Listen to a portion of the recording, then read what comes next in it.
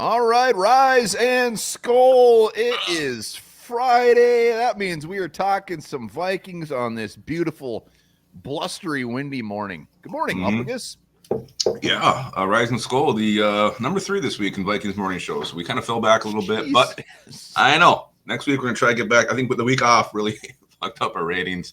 But good morning. Did you get your morning workout in, Onebar? Nope, that'll be after this. I can't wait. Get real sweaty. Probably throw on some draft. I usually watch a draft video. Watch people do mocks. It's kind of sad, actually. The pedal broke off my bike last week. I gotta get a new one. Too aggressive. You need to slow down on that thing. I'm gonna start running outside again anyway. All right, let's do. We got news, we got trivia, we got top comments. I got a couple scenarios for Lupagus. As always, load us up in the comments on how you're feeling. Free agency only less than 2 weeks away, really a week and a half. But let's get into the Vikings news right out of the gate. Yeah, last night we got some new nuggets that came out. The Vikings had a formal interview with Cincinnati interior O-lineman Luke Kandra per Justin NFL. Luke Kandra visited with the Vikings, a guy I'm usually grabbing mid-rounds in my simulators that I do. Yeah, I love this dude. I want him bad. He's always staring at us in the face in the mid rounds, and he seems to be that guy in the mid rounds that it could be a plug and play starter day one, where you just know what you're getting. You're getting a very good guard. I mean, his ceiling might not be as high, but Louisville, Cincinnati, wherever he was, he ripped it up. I love it. I want him bad. Yeah, sounds like Luke Kandra is really making your morning complete here. He's baking to your edge right now. I mean, even if we double dipped at guard and we took him him next, I mean, he could be a starter in the league for 10 years. Yeah, I like him as well. News breaking last night: the Giants are poking around on the quarterback market with Byron Murphy being a name mentioned to them. So New York Giants may not be too shy. Maybe they're going to pay Byron Murphy his $24 million a year. I doubt it. They do stupid stuff. They make bad moves, and this would be a good move for them. I don't know. It's Byron Murphy's going to get paid a ton. He's going to get paid a ton. And to go to the Giants, he's going to have to get paid a ton. Well, and if you're the Vikings, there's someone else, interested. Maybe let them have first dibs and see how that goes. Dibs. Called dibs a few times. Byron Murphy, the writing's on the wall. I mean, what is it? 80-20? He's gone? I think it's 98-2. 92. Can't name a Viking that wore number 2. Probably Paul Ettinger. Well, didn't Brian Asamoah start with that? They switched. You're right. Good job. All right. Vikings do not anticipate placing the franchise tag on Sam Darnold and will likely let him hit the open market. Andrew Kramer reporting. So after all this talk about what a managerial malpractice this would be, what a stupid move. How could they not get anything for him? Sounds like they might just let him go to the open market. Which is what I always thought they were going to do until I bought into the hype. Yeah, I mean, Kramer is Star Tribune. Is that? I mean, he's a I would say a reliable source, but like 10 minutes from now, a report's going to come out that we're going to put the tag on him. Yeah. They got till Tuesday. I can't wait till Tuesday is over. We'll know so much more on Tuesday when it's over.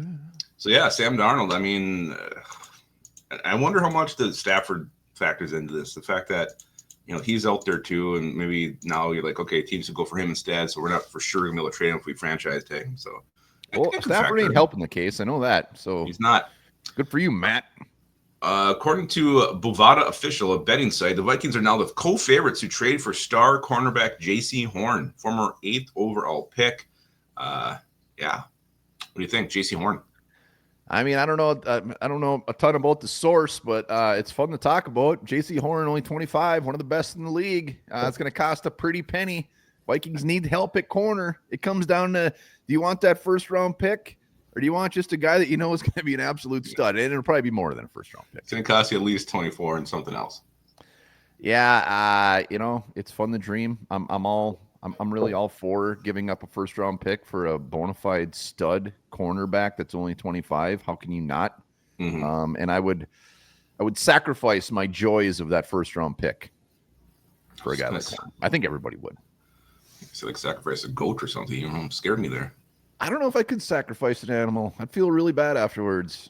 Like it would really cripple my next year or two. Okay. Maybe I'm we eat it afterwards. Yeah, you got to eat it if you're going to kill it. All right. Well, those are the nuggets that came out last night. So I think we're all up to date on the news. Yeah, a lot of news flying out there. Believe what you want. Fun time of year. Let's see if Lupagus is going to have a fun time with this trivia question. Oh. Which Vikings first-round wide receiver has the least amount of receptions in his career? Interesting. Gotta think on that one. Two immediately come to mind. I just know which one to pick. Comments. Who is it? We'll have the answer here shortly. But I want to play another quick little game with you. Who's the best tag team wrestlers of all time? Best tag team wrestlers of all time. Wow. There's only one right answer, by the way. Well, I just think as a pure team, wrestling talent, the excitement they brought, I got to go with the Rockers. Oh, that's a great answer. That's the right answer. That really doesn't have a ton to do with this, but I'm giving you two guys. So Vikings, two scenarios. They draft a player, sign a player, draft a player, sign a player. You got to pick which one you would rather want. Here's your tag team partners. So we got Benjamin Morrison and Milton Williams, or we draft Derek Harmon and sign DJ Reed. I'm gonna go Harmon and Reed on this one. That was quick. Well, it's just again Benjamin Morrison hip. I know you're not concerned. I'm really concerned about his hip. Nah, that's nothing. And that to me dirt on it is the deciding factor. And I mean, right now Harmon and Reed are like right up there as far as free agent want and draft want. So yeah. Wow, that was really easy. I should have made it harder. Maybe I should have went. No, I'm glad with that. I mean, Jade Barron would have made it really hard if we had him in there. Yeah. All right. Yeah. No, the hip. Nothing. Scares me. It's a hip. It is a hip, and that is a very important part of your body when it comes to the secondary. We're done talking wrestling. Let's go to top comments. Comments. Legion of Doom. Really? What about Demolition? They're a third. Heart Foundation. Yeah. Oh, Jesus. All right. Ray Petty comment says, I am a big fan of Aaron Banks. And according to last night, so is Lupagus. What do you think about old Aaron Banks? Hey, bring him in. Be a major upgrade. Highest ranked run blocking guard last year. I know you hate him more than anything. I'd definitely bring him in. Dalton Reisner graded out better than him last year by far. And Aaron Banks is horrible. Horrible pass blocker. I mean, he gave up 25 pressures last year. Holy crap. That's bad. Mauler in the run game. He's really good at something. He's really bad at something. I don't think we have anybody any guard we can say that about right now who's the best at something and also horrible at something. Ed Ingram was a good run blocker. Horrible pass blocker. Was he the best run blocker? He was the best that we had. I just don't. Banks trip his quarterback? Here's the thing with Aaron Banks. No, he lets people go around him and then they just absolutely demolish him. Aaron Banks is such a lateral move. Like, if that's the move, honestly, I'd rather just roll with whoever. I'd rather go with Dalton Wright. It's just not enough of an upgrade to me. It's sad. Sounds like we're split on Aaron Banks. Yeah. Bob says, as soon as I didn't see Bradbury on your cut list, it was a big fail for me. No one can say they know football if they want him back on the roster. And that's what we've seen for years. Maybe we haven't made ourselves clear on this. We don't want him back, but we've kind of acquiesced to the fact that he is going to be back. And we've just, we're going to upgrade the positions next to him. And it doesn't mean we want him back. It doesn't mean we don't want to cut him. Like, I just can't see us having 3 new interior starting linemen next year. Yeah, the amount of comments we get on Garrett Bradbury, like tearing us a second butthole because we're talking about him like he's gonna be here. We don't want him. Like you said, there's no signs of the Vikings moving on. Yeah, maybe you didn't make that clear in your video. I don't know if you just didn't stress that enough. No, I do. I make it very clear, but it's like the Vikings like him. They like him. He's coming back. We would love nothing more than to see news coming out that the Vikings cut Garrett Bradbury.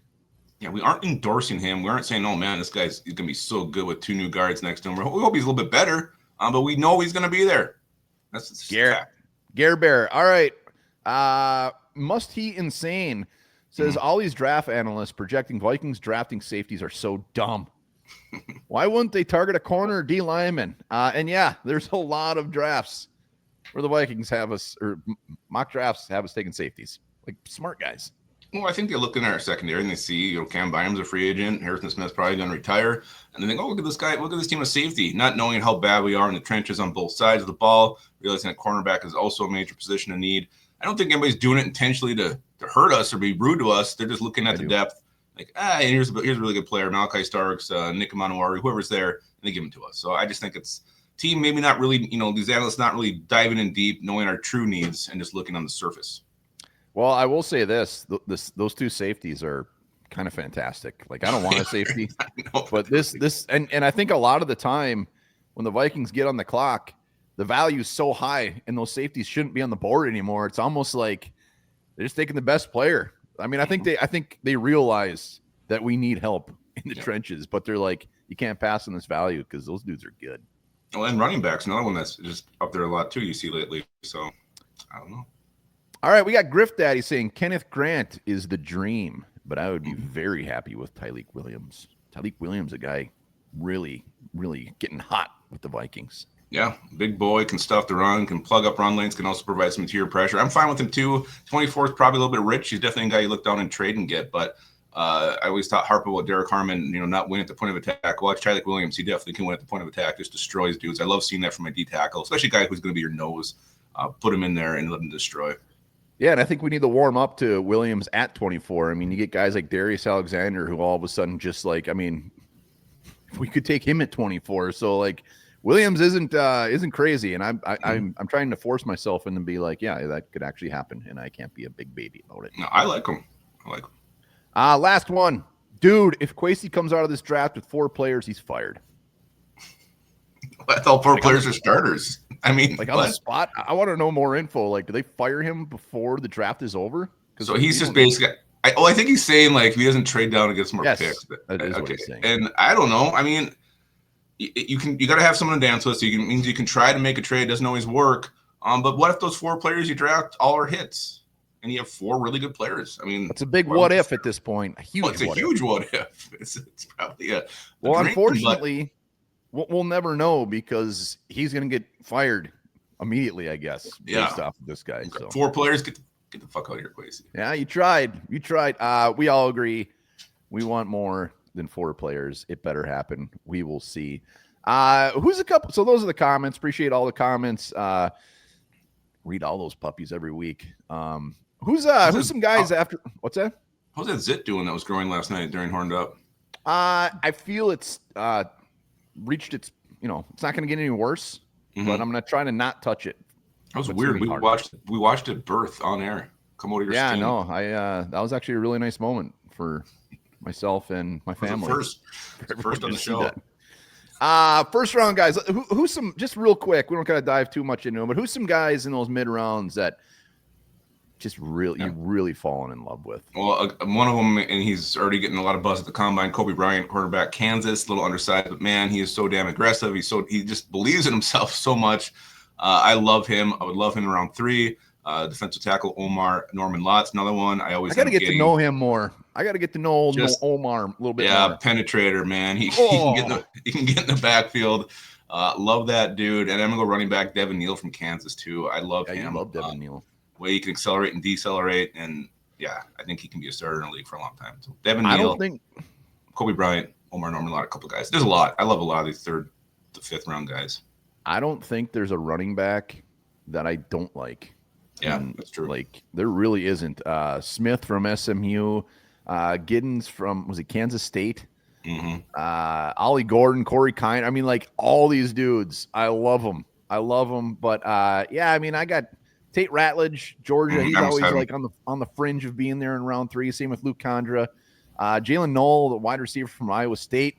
Love that dude. Nick Nash, big ass slot receiver. Love him. And then everybody knows I love Ty Robinson.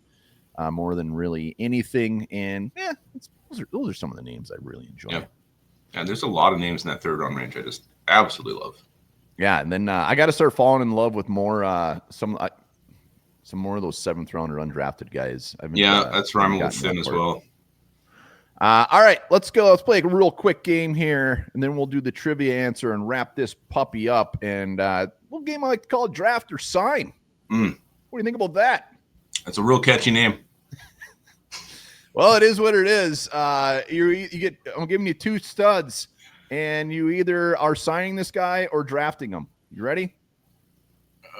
So basically, you can either sign Milton Williams or you can draft Walter Nolan and take into consideration contracts. And, Milton Williams obviously is already a guy that is pretty damn good. Walter Nolan, we don't know. So take that all into consideration here. Yeah, this one's kind of tough because PFF came out with something about Williams that wasn't, I can't remember what the stat was, but it wasn't great. And then Walter Nolan. I bet it was better than Aaron Banks. And Walter Nolan, apparently there's some character issues, there's some effort concerns. So both these guys have kind of soured for me a little bit since the end of the season. So I'm going to go Milton Williams here. I'm going to go Milton Williams. Walter Nolan is kind of falling over my heart a little bit. Don't start believing all this crap that's circulating. Don't do it. Everywhere on Walter. Better than this. So, all right, you're taking Milton Williams. I'm going to go Milton Williams. Bye, Walter. All right, next up, we either re-sign Aaron Jones or we get the Cam Scatterbo. It's funny because I love Cam Scatterbo, but I think I've only drafted him once. I always end up going with like a Caleb Johnson before that. So, boy. God, Cam would be a lot of fun, wouldn't he? Hell yeah, he'd be fun. He can catch the ball like a madman out of the backfield. Yeah, I think I'm going to go Cam Scatterbo, just for the fun factor. All right, thanks for your time, Aaron. Bye. Miss you, Aaron. Love you. All right, next up, I feel this is going to be an easy one for you, but maybe I am wrong. Willie Fries or Gray Zabel? Interesting. Yeah, when it comes to upgrading the interior, I want a guy who's done it, a guy who's proven it. So I'm going to go with that guy who I don't think has ever had any facial hair, Will Fries. Yeah, he kind of looks like, I love Will. He kind of looks like a finger. It's like hair on top of it. It does look like a finger.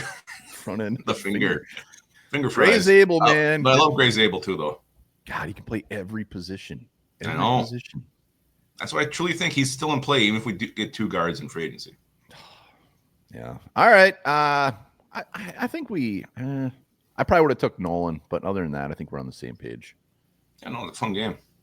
Thank you. Let's wrap this puppy up with a little trivia answer. Again, which Viking first-round wide receiver has the least amount of receptions in his career? What is your guess? Well, it came down to Troy Williamson and Laquan Treadwell. And I'm struggling with, did Williamson have like a couple seasons where he had like 19 catches? So I'm going to go Laquan Treadwell. Damn it. Troy boy.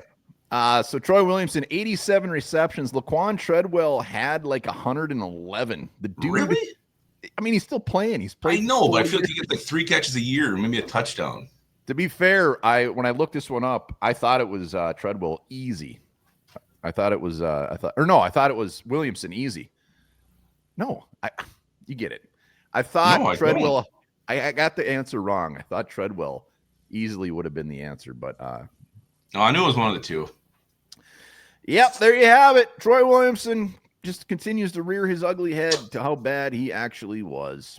I was thinking about that today. Like the fact the Vikings even took him and put that pressure on him, trading the pick they traded Randy Moss for and use it on receiver, it's put him in a really bad spot. Just like that goat that I might have to sacrifice for Luke Kundra. I know. In a really bad spot. All right, that is Rise and SKOL for the week. Stick around all weekend. It's Combine. We got plenty to talk about. And then draft free agency, all that fun stuff. Yeah, and remember this. Of all the words in the English language, the word set has the most definitions.